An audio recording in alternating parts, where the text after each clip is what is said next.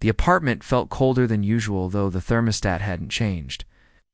Outside, the sky was a dull shade of gray, mirroring the emptiness settling in his chest. The rain had been falling on and off since morning, tapping softly against the window like an unwanted reminder of time moving forward without him. Without the love he thought would last, he sat on the couch, staring at his phone screen, rereading the last few messages. The words blurred together, but he didn't need to see them to remember. The voice echoed in his head, sharp and final. "I just don't think this is working anymore. I don't feel the same way." That was all it took to unravel everything. Years together, gone in a matter of minutes. No long discussion, no attempt to fix things, just a hollow confession that left him stranded in a life he no longer recognized. His fingers tightened around the phone as if willing it to vibrate, to bring back the familiar name with an apology, a reconsideration. But it stayed silent, just like the rest of the apartment. The bed was still unmade from the night before. His ex's toothbrush was missing from the sink. Even the air smelled different, like something vital had been drained. From the space, a knock at the door startled him out of his thoughts. He considered ignoring it, but something about the persistent rhythm made him get up. When he opened it, his neighbor stood there, holding a bottle of wine and a half-smile. They had lived next to each other for over a year, exchanged nods. In the hallway, brief conversations about the weather or complaints about the building's slow elevator. But they had never been more than acquaintances. Yet now, as he stood there with red-rimmed eyes and a weight on his chest, the neighbor's gaze softened in a way that made his defenses waver. "Rough day?" the neighbor asked, not pushing, just observing. He swallowed hard and nodded. I figured the neighbor lifted the bottle. "Want some company, or at least a drink?" For a second he hesitated.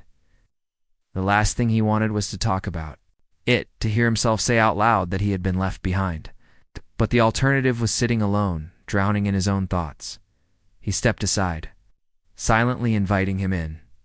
As the door shut behind them, he couldn't shake the feeling that something had shifted, subtle but certain. The bottle of wine sat between them on the coffee table, half empty. The first few minutes had been filled with an awkward silence, the kind that comes when two people who barely know each other suddenly find themselves sharing a space. But his neighbor didn't seem uncomfortable. If anything, he carried a quiet confidence, the kind that made things feel less heavy just by being there. "So," his neighbor finally said, stretching out on the couch like he belonged there, "I'm guessing you don't want to talk about it." A humorless laugh escaped him. "Not really. Fair enough." Yes. His neighbor took a sip from his glass. "We could sit here in silence, or you could let me distract you." He raised an eyebrow. "How?" Well, the neighbor grinned. "I could tell you about my incredibly chaotic dating life, or my theory that our building is slowly falling apart. Rand, hear me out on this. We could go do something actually fun, instead of sitting here feeling like crap." He blinked, caught off guard by the unexpected lightness in his tone. It wasn't pity, wasn't an attempt to dig into his pain. It's just an offer. "I don't know if I'd be good company right now." His neighbor shrugged. "Good thing I don't." "Need you to be?" For the first time all day, his chest felt a little less heavy. He studied the man sitting across from him, really noticing him for the first time. The way he carried himself relaxed, self-assured, like the world never weighed on his shoulders the way it did on everyone else's.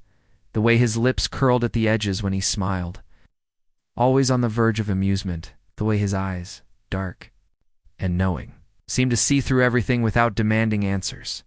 He wasn't sure if it was the wine or the exhaustion, but something inside him wavered. "What did you have in mind?" he found himself asking. His neighbor's grin widened. "Let's go out," he frowned. "Out where?" "Anywhere but here." The neighbor leaned in slightly, eyes glinting with mischief. "Come on, one night of not thinking about the past. No expectations, no pressure, just something different." Should have been easy to say no. He wasn't in the mood for socializing, wasn't in the mood for anything, really. But the alternative was staying in this apartment, drowning in everything he'd lost. And for some reason, sitting next to this man, the idea of leaving, of doing something completely unplanned, didn't feel as overwhelming as it should have. For the first time since the breakup, he felt something other than numbness, a flicker of curiosity, of possibility. Okay. His neighbor's smile turned triumphant. Good choice. And just like that, the night took a turn he hadn't seen coming. His neighbor's apartment was nothing like his own. Where his place felt empty and cold, this one was alive with warmth, color, and personality. String lights draped along the bookshelves, casting a golden glow across the room. Vinyl records were stacked in the corner, a small speaker humming with soft jazz. A faint scent of coffee and something sweet lingered in the air, making everything feel oddly comforting. This is nice, he admitted, stepping inside hesitantly. The neighbor smirked, kicking off his shoes and heading to the kitchen. Nice. Come on, you can do better than that. He let out a small laugh, something he hadn't done in days. Okay, it feels lived in. Better. The neighbor grabbed a bottle of whiskey from the counter. I don't believe in empty spaces. Life's too short not to fill it with things you love. He watched as his neighbor poured the drinks effortlessly at ease. He envied that the ability to exist without hesitation, without overthinking. They sat on the couch, the music playing low in the background, and for a while, they just talked. It started with easy topics, favorite movies, weird neighbors in the building, the best late-night food spots. But then, without warning, the conversation turned deeper. His neighbor leaned back, swirling the whiskey in his glass.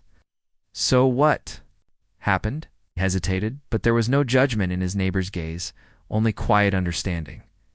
I thought we were okay, he finally said. I thought he loved me. And then, just like that, he didn't. His neighbor sighed. Love's a messy thing. People change, sometimes without warning. He looked down at his drink. Have you ever been in love? A pause. Then, yeah, once. He glanced up. What happened? Soft chuckle, tinged with something almost nostalgic. He was terrified of what loving me meant. His neighbor exhaled, shaking his head. He couldn't handle what it would mean to be with a man, couldn't face himself. So he ran. The words settled between them, heavy and unspoken. You don't seem angry, he observed. His neighbor shrugged. What's the point? I spent too long being ashamed of who I am. Won't do that again. Something in his chest tightened. Must have taken a lot of strength. His neighbor met his gaze, something unreadable in his expression. It takes a lot more strength to pretend to be someone you're not.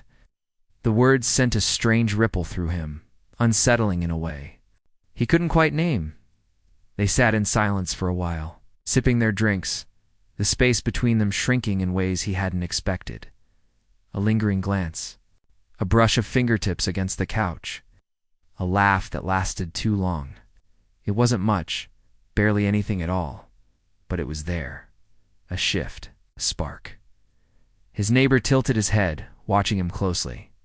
You okay? He swallowed, nodded, and the first time in a long time, he wasn't sure if he was telling the truth.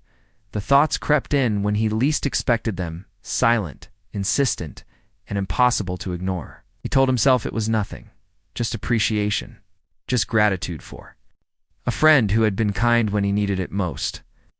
But it didn't explain the way his chest tightened when their eyes met, or how his skin tingled when their hands brushed, the touch lingering a fraction too long.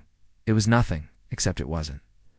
They spent more time together, their nights stretching into early mornings, lost in conversation and quiet laughter. Felt easy, natural, like slipping into a world that had always existed, just beyond his reach. But then there were the moments, the ones that made his breath hitch, like when his neighbor leaned over him to grab something, the scent of his cologne, brushing against his senses, making him suddenly painfully aware of how close they were, or the way he would rest his arm along the back of the couch, his fingers idly playing with the fabric of his sleeve, casual, effortless, but undeniably intimate. You seem distracted, his neighbor noted one evening, amusement dancing in. His voice, he forced a laugh, shaking his head, just tired, knowing smile. Right? He wanted to say something, to explain, to justify, but the words tangled in his throat. What was he supposed to say? Said he was confused? that he wasn't sure if this was real or just a product of heartbreak, that when he looked at his neighbor, he felt something shifting inside him, something that terrified and thrilled him in equal measure. No, that was ridiculous. He wasn't. His thoughts halted when his neighbor shifted closer, the warmth of his body inches away. He hadn't realized how still the room had become. It's the only sound, the faint hum of music in the background. Their eyes met, and for a moment, it felt like everything around them stilled. He could feel his heartbeat hammering in his chest, loud and uneven. His neighbor's gaze flickered downward to his lips, just briefly before returning to his eyes, unreadable yet undeniably intent. He should move. He should say something. A loud knock at the door shattered the moment. He jolted back, breath unsteady, pulse racing. His neighbor blinked, then let out a small chuckle, shaking his head as he stood. "Saved by the bell," he murmured. His words were light, teasing. But there was something beneath them, something unspoken, something unfinished. He watched as his neighbor walked to the door, forcing himself to breathe, to think. But the truth was undeniable now. Something had changed, and there was no going back. The thoughts refused to leave him alone. No matter how much he tried to push them away, they clung to him like an unsolved puzzle, a lingering whisper in the back of his mind. His neighbor had become more than just a friend, more than just a distraction from heartbreak. The realization sat heavy in his chest. It's unsettling, yet intoxicating. He found himself watching him more closely, noticing things he hadn't before: the way he ran a hand through his hair when he was deep in thought, the way his lips curled into a knowing smile. When he caught him staring, he told himself it was nothing, until he saw him with someone else. It was just a casual moment. Barely anything. At all. His neighbor was standing by his door, laughing, his hand resting lightly on another man's shoulder. The ease in their interaction, the familiarity, it sent a sharp, unexpected pang through his chest. He had no right to feel jealous, and yet he did that night. As they sat in his neighbor's apartment, the weight of unspoken words thickened the air between them. He wasn't sure if it was his imagination, but something felt different. The space between them felt wider, yet the tension was undeniable. "You've been quiet tonight," his neighbor observed, his voice softer than usual. He hesitated. Then, before he could stop himself, the words slipped out. "Are you seeing someone?" His neighbor raised a brow, caught off guard. "Why do you ask?" He looked away, suddenly feeling exposed. "Just curious." A pause, and a small knowing. "Chuckle, you don't get jealous easily, do you?" His breath hitched. "I'm not," but he couldn't finish the lie. The silence stretched, thick with unspoken emotions. His neighbor studied him, as if waiting for him to say what they both knew was coming. He swallowed hard, his heart pounding. "I don't know what this is," he admitted, "but I can't stop thinking about you." There it was. The truth, raw and vulnerable, laid bare between them. His neighbor exhaled, the teasing smile fading into something softer, something unreadable. "You don't have to know," he said simply. "You just have to feel." And then slowly, carefully, he reached out, his fingers grazing, his hand to touch so light, yet it sent a rush of warmth through him. For the first time, he didn't pull away. The room was quiet except for the sound of their breaths, steady but filled with something unspoken. The weight of hesitation was gone, replaced by something deeper, something real. He hadn't expected this, hadn't thought he would ever let himself fall, but here he was, sitting close enough to feel the warmth of the man beside him, and then it happened. A kiss nod, rushed, not uncertain, but deliberate, filled with understanding. It wasn't just about desire. It was about acceptance, about letting go of the fear that had held him back for so long. The moment their lips met, everything else faded, his past, his doubts, his hesitation. All that remained was them.